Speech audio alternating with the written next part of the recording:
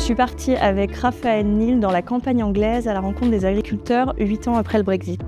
Les agriculteurs étaient en majorité favorables au Brexit parce qu'ils pensaient qu'ils allaient se défaire de contraintes très lourdes en termes administratifs et qu'ils allaient pouvoir reprendre le contrôle sur leurs fermes et les rendre plus rentables. Le gouvernement, quant à lui, espérait en quittant l'Union européenne pouvoir mettre en place un programme qu'il défendait depuis des décennies, à savoir un programme non plus indexé sur le nombre d'hectares de chaque exploitation, mais plutôt sur les différentes initiatives que les agriculteurs allaient mettre en place pour préserver l'environnement.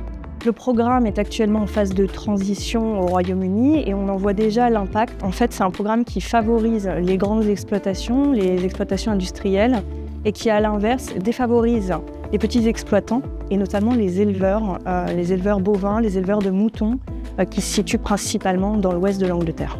Les éleveurs sont particulièrement en colère parce que des accords de libre-échange ont été réalisés avec des pays comme la Nouvelle-Zélande et l'Australie, qui fait que ces pays-là peuvent exporter vers l'Angleterre leur bétail, qui est élevé dans des conditions en fait assez peu éthiques, assez peu dans la protection de l'environnement et des animaux. On demande aux exploitants anglais de réduire leur cheptel, de réduire leur production pour importer des produits de mauvaise qualité, ce qui est un paradoxe par rapport à la volonté initiale du gouvernement britannique. L'agriculteur que nous avons rencontré, Andrew Brown, se considère comme un businessman plus qu'un fermier et c'est pour ça qu'il a revu tout son emploi du temps, toute l'organisation de sa ferme. Aujourd'hui, il ne travaille plus que 2 jours par semaine dans ses champs.